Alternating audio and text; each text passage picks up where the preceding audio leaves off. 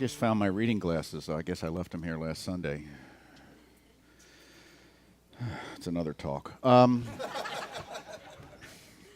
Halloween's this week. I know you were all focused only on the Harvest of Abundance, but Halloween is also happening. And it's a time when we put on a mask. Well, some of us do. And it's kind of an interesting thing. Halloween is a vestige of some very ancient ritual celebrations. New Year's Eve is another one. And they basically came out of the recognition in older cultures, ancient cultures, that life was difficult and people were required, in order to live in a relatively peaceful, civilized way, you had to kind of contain some of the energy within yourself. You had to kind of contain your appetites a little bit. Maybe you've noticed that. And it's good to have an outlet. So back in Roman times, there was a feast of Saturnalia that occurred right around the end of what we now would consider December into early January. And it was about 2.5 weeks long. And basically it was a time when everybody just kind of let loose. Slaves were freed temporarily. Marriage vows were suspended. Nobody went to work. And everybody partied until they got it out of their system. And I'm sure the first or second week of January was nothing but massive hangovers and a lot of regrets. But it was, there was the recognition that we needed that. And Halloween comes out of a similar tradition. It was a time when you could be someone other than who you are every day, so that you can have kind of an outlet. Las Vegas is like that. It's a place where we can go and blow off some steam, as they say. Now, what does it mean to blow off some steam? It means that some pressure has accumulated within, usually because you're trying to be someone who you really aren't on a day-to-day basis. So if there's a place or a time when you can just kind of say, okay, the rules can go out for a little bit temporarily, and we can let off this steam. And that's really, Halloween is really a vestige of that. It was never intended for children initially. It was more a way for, because most children are kind of okay with who they are, when they're 6 or 7. But it was more for adults, and it's evolved over the years. So we do have this tradition of trick or treating and kids getting dressed up and coming to your door, and we give them. I know in this area you only get healthy snacks, but which is really killing Halloween, I think, for the kids. But you give them some candy and everything. But around the world, there have been a lot of, there's lots of occasions where people wear masks. Carnival is another example. This is from Venice, but there's carnivals in different places in the world where, again, it's a time when you can kind of have this release where your basic identity is hidden, and you can, in Venice, it's about being more elegant than everyday life. And it takes on different flavors in different places. If you've ever been to Mardi Gras in New Orleans, that has a slightly different experience than Venice, although masks tend to be involved. So we do that. James Baldwin, the brilliant author, said, "Love takes off the masks that we fear we cannot live without and know we cannot live within. I use the word love here not merely in a personal sense, but as a state of being or a state of grace. Not in the infantile American sense of being made happy, but in the tough and universal sense of quest and daring and growth." And what he's referring to here is that aspect of ourselves that wants to be fully expressed.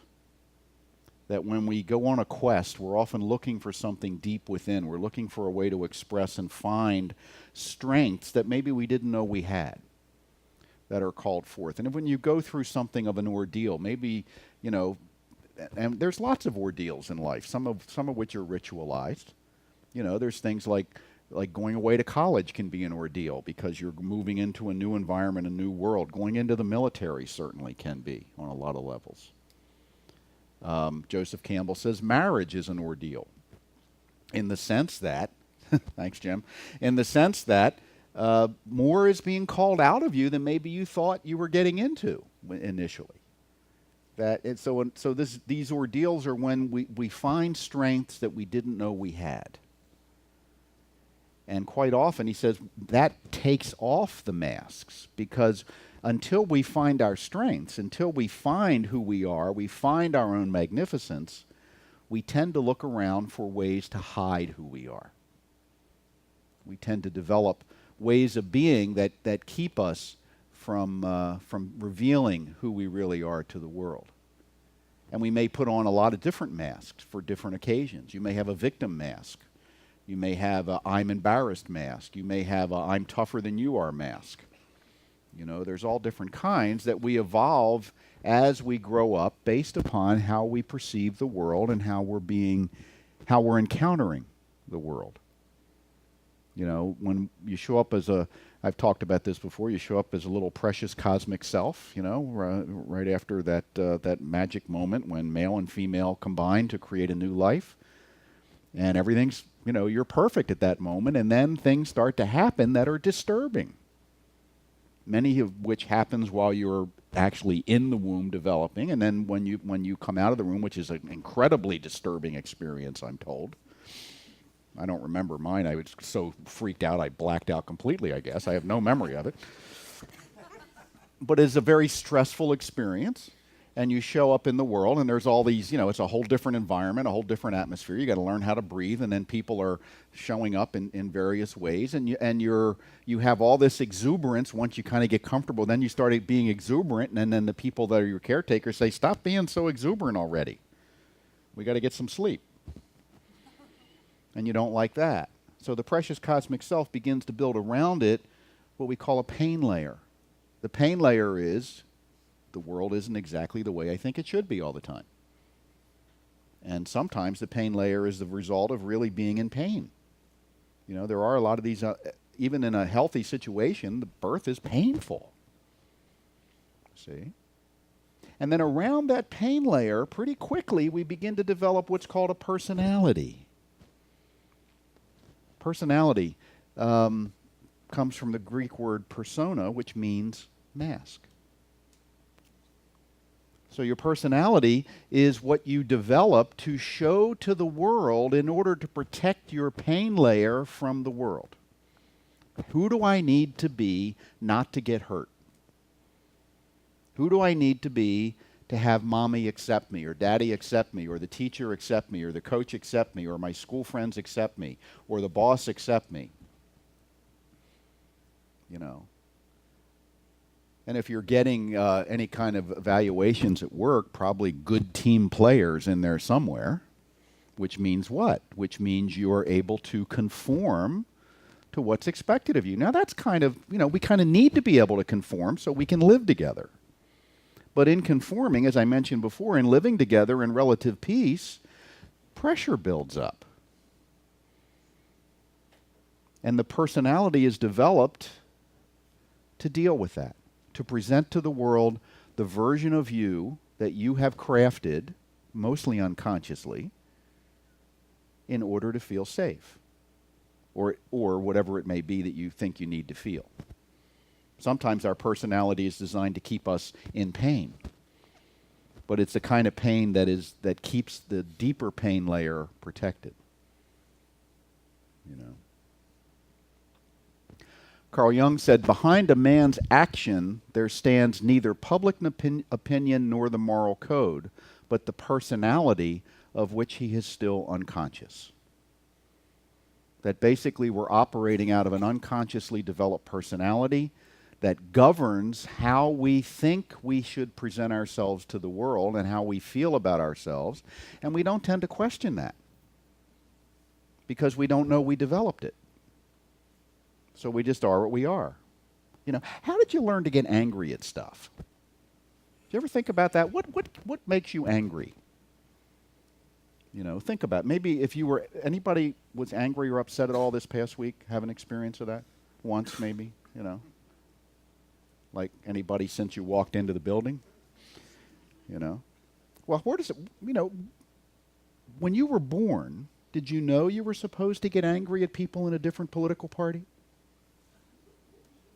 When you were born, did you know instinctively that you were supposed to get angry at other people that didn't know how to drive as well as you? Or people that maybe say things that upset you? You know, even if what they're saying isn't even about you. You ever get upset at somebody saying something about something that wasn't even about you? And you don't even, you just know you're upset, so you just go with it. Because, you know, a part of the personality that everybody has is to make sure that we feel justified whenever we're upset. I wouldn't be upset if I wasn't justified to be upset.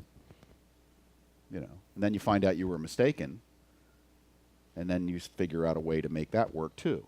Well, anyone would have been mistaken. Anyone could have taken it that way.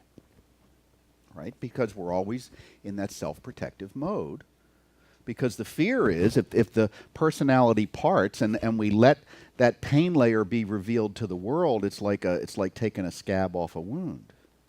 It's going to hurt just to be exposed. The problem is, if we don't expose the pain layer and begin to get into it, we never get to the precious cosmic self beneath it. Because it's enclosed in the pain layer. It's enclosed in the, and then that's enclosed in the personality, which is based on the fear of exposing the pain layer. When the reality is the only way to get to the precious cosmic self is to expose the pain layer, to realize not that big a deal, and then to have access to the depths within. We call that doing psychological work or spiritual work, is to reveal the imprisoned splendor. You ever heard that term?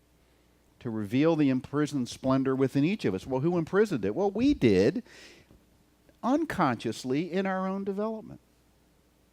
Starting before we had any capacity to figure stuff out. So we wear the mask.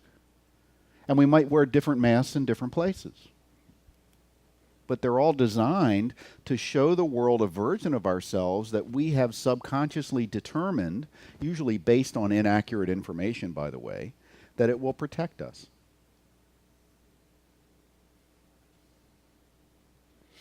George Bernard Shaw said, "Best keep yourself clean and bright. You are the window through which you see the world." See, we don't see the world as it is. We see the world as we are. We're continually projecting out of that deeper self onto the world, and the world mirrors it back at us, and we're not aware that we're doing that. It's a subconscious process. So then we get upset at people who mirror back stuff that we're projecting out anyway. It doesn't mean they're not being jerks. It doesn't mean that at all. But it does mean if you're reacting strongly to it, it's your own stuff you're reacting to, not them.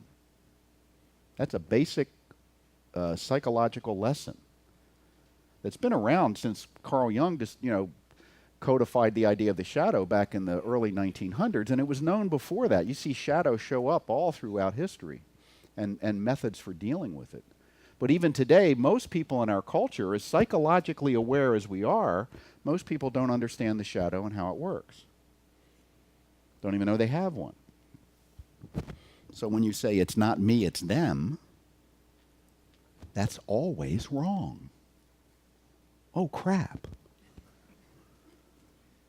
Really? Doesn't mean, again, it doesn't mean they're not being a jerk or being cruel or being whatever, but it means your reaction to it means that's an element of yourself you're not looking at.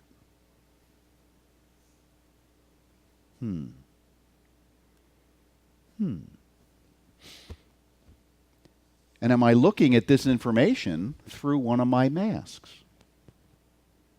When am I really mask-free in my own internal deliberations? Do I even know that? Because, sometimes you've labeled yourself and you're thinking and feeling within yourself from a false self perspective. Ernest Holmes talked about that idea. The great New Thought leaders that emerged in the late 1800s, early 1900s, talked about that idea as having a mind that needs to be revealed in order to be healed. That we think through the false self, therefore we experience the discomforts, the diseases of life, dis-ease, and we fail to recognize that the purpose of the dis-ease, the purpose of the externalized symptom, is the desire of the entire organism to heal. Stanislav Grof, who's a psychologist, been active since the 40s, very interesting guy. But one thing he said fairly recently was very interesting. He said, the appearance of symptoms is the first sign that the organism is ready to heal. As a matter of fact, has begun to heal. Because when you're not ready to heal, you don't reveal the symptoms. They stay internalized. But we treat the appearance of symptoms as the first sign that something's wrong, when in fact it's the first sign that something's right. And the symptoms should be celebrated. Thank God, now I know what I need to deal with. Because whatever led to the symptoms was active well before the symptoms appeared. But we're conditioned, again, and we come to believe that we don't know what to do with symptoms, right? We're supposed to go to an expert. Used to be you just went to the local doctor. Now you have to go to a specialist in that particular symptom. Which in a way is a big advance in terms of medical thinking, but in terms of whole system understanding of human healing, it can actually end up being a step backward. And medicine is beginning to get that, by the way. You're beginning to see more places where there's a team holistic effect working with people, including mental health professionals, that sit there and say, if you've got physical symptoms, something else is going on psychologically that is the real issue, even though the symptoms may need to be treated. The real issue that's leading to the symptoms is not apparent externally. It's within. It's in the personality. It's in the pain layer. And we've got to find a way to let it out. Once you come to understand what led to the symptoms, quite often the symptom simply goes away because it's no longer needed by the organism. The organism has self-understood. Voltaire, the great French philosopher, said, medicine is the art of entertaining the patient while he heals himself. Which is not to denigrate medicine at all. It's just to recognize that the symptom is never the whole thing. And if we understand that once a symptom shows up, I'm ready to heal, then I can look at it in a way that allows me to deal with it from that perspective.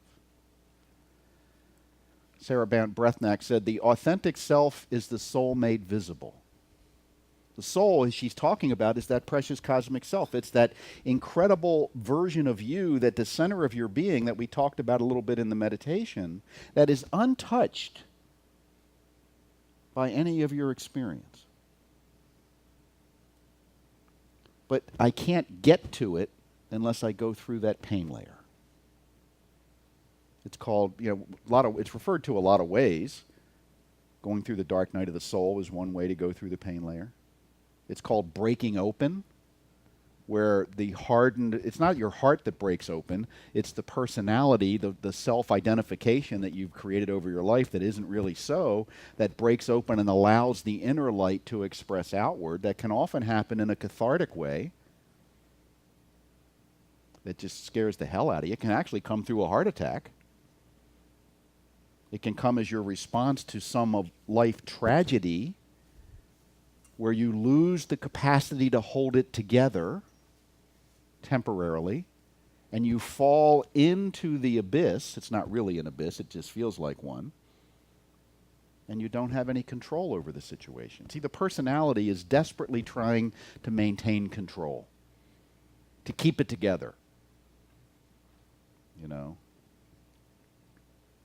We were watching Whatever Happened to Baby Jane the other night. Halloween movie season. Don't you love it? But, if you remember, that was Bette Davis and Joan Crawford, and they were sisters, and Joan Crawford was in a wheelchair, and it was a whole thing. But the psychosis that was the Bette Davis character that she played so beautifully was trying to hold on to a persona, Baby Jane, being her as a child star decades before, that had come within her personality to so self-define her that she couldn't let that go, and she couldn't accept who she had become. So she lived in denial of what her life was really going on. And she dressed like a little girl, and she put on tons of makeup. which is the outward expression of an inner consciousness of I need to hide. I need to look a certain way so that the world will see me the way I want them to see me. But we all do that to some extent in terms of how we control ourselves, how we try to direct our behavior. But it's interesting because that precious cosmic self seems to have little ways of getting out into the personality, and it kind of sabotages what the personality wants. In a good way. In other words, part of your magnificence shows through. And sometimes you try to hide it. I remember one time somebody said to me, we were when I was a policeman, and I was new on a squad, and it was kind of a lazy squad.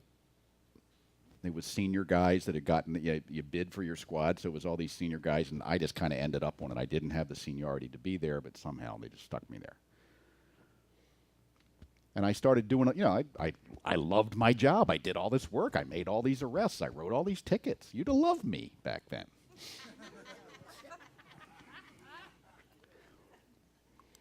And one day, one guy comes up to me, one of these old veterans come up to me, and he says, "Listen, son, you're making some of us look bad. If you want to see backups at your calls, you better slow it down a little bit." Now, see, he thought I was a rookie. I'd actually been a cop for 10 years somewhere else. So I had that going for me, right? But also, what just came up within me, I just turned to him and I just said it. I didn't even really think about it. I just said, "Listen, do me a favor. Don't back me up. Because if you get there, it always gets worse. Because you're incompetent and you're lazy, and I don't want you on my calls." And he's like,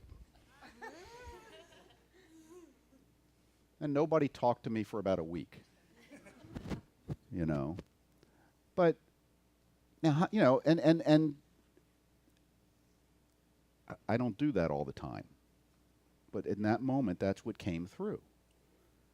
Was, I really wasn't overly concerned with what they thought about me. But how many times have we found ourselves in pressure situations where others are saying, "Don't let your light shine because I'm not letting mine shine. And if you let yours shine, people will notice I'm not letting mine shine. So cut it out already."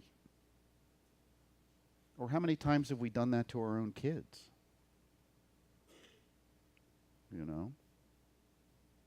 We never like to be reminded by others of what we're not doing for ourselves. Why do we try to pull successful people down? We're so in glee when somebody who's a celebrity has a falling. Yeah, come on down here with the rest of us. It's like the crabs in the bucket, you get a bucket full of crabs and the one at the top starts to get out, the ones on the bottom will pull them back down. It's mindless, it's automatic. But it comes from a consciousness of I'm hiding, Jesus said, "Don't hide your light under a bushel basket." That's exactly what he was talking about. Because if I'm hiding my light, if I'm not living to my fullest, and I know it, and you're reminding me that I'm not, I don't like you. And if I have some power over you, you're in trouble.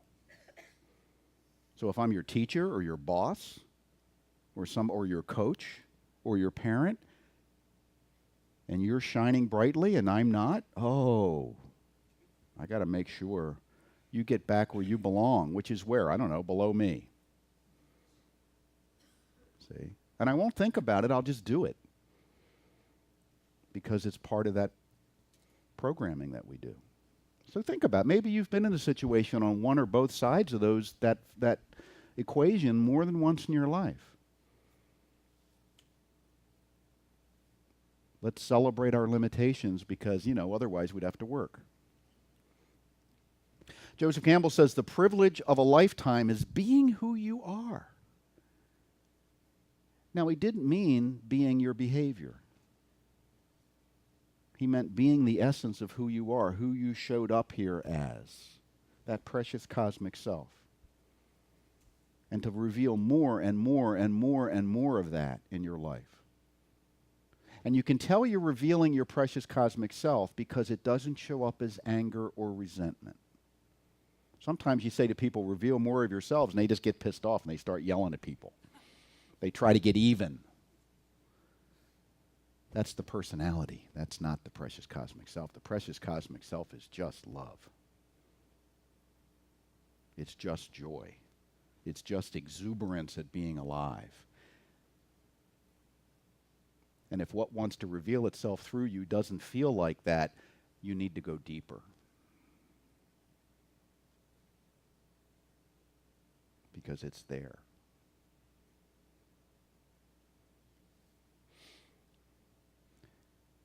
We all, no matter how healthy you are, you will have a personality that will cover up some of the authentic version of you. There's no getting rid of it. There's no getting rid of your shadow completely. But there is a way to learn to project less of that onto others. There is a way to move beyond that sense of needing that array of defenses for the false self, because it is a false self. And how do we do that? Well, we do that through two things: awareness and practice.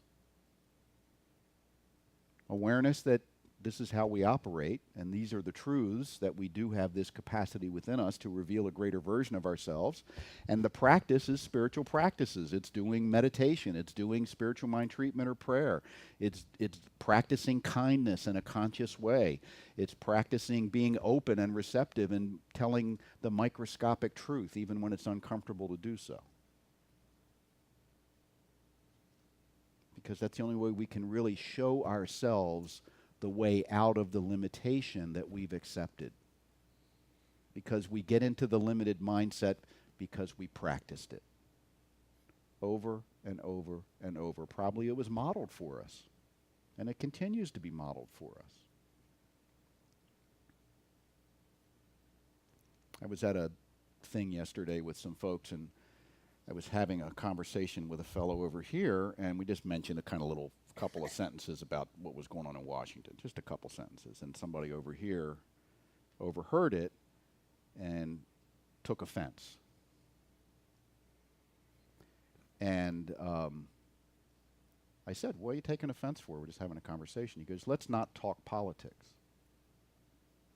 And I said, well, isn't it a shame that we can't talk politics because we disagree? If no one who disagrees ever talks to each other, what's it going to be like? Oh, it's going to be like it is, where nothing works. Because you can't, because what's being modeled is not only don't talk to the other side, hate the other side. And if you don't see that as coming from a limited consciousness of trying to protect a false self on a grand scale, then we all try, well, let's imitate the folks in Washington, because after all, they're getting on TV, and that's really our goal, isn't it? We all want to become famous. That seems to be the way to do it.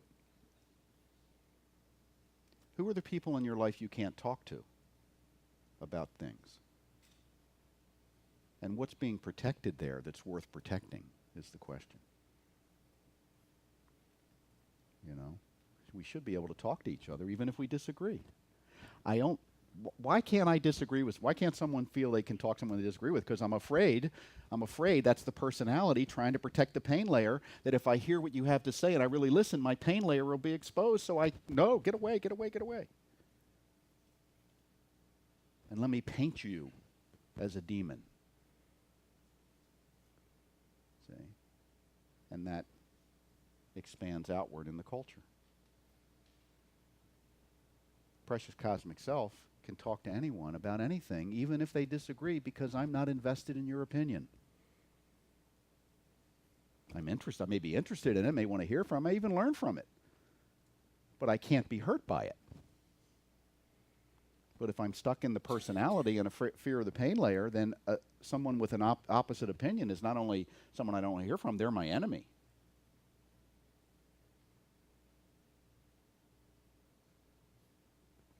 And have to be destroyed. And that hasn't worked out too well for mankind over the history of our existence.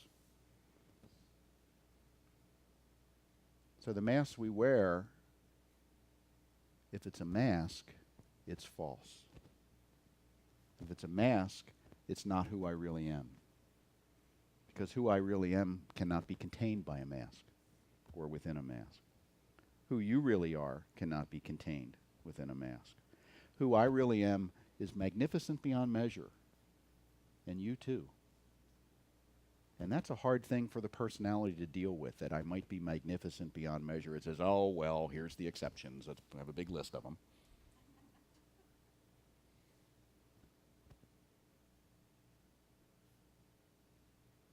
Don't be too full of yourself.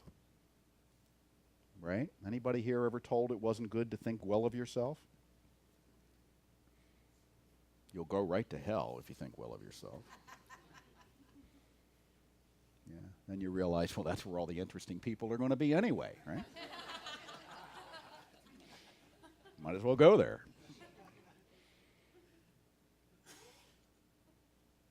So as this week unfolds, the joy of putting on a mask consciously, temporarily, in order to have an experience of being someone else is absolutely healthy.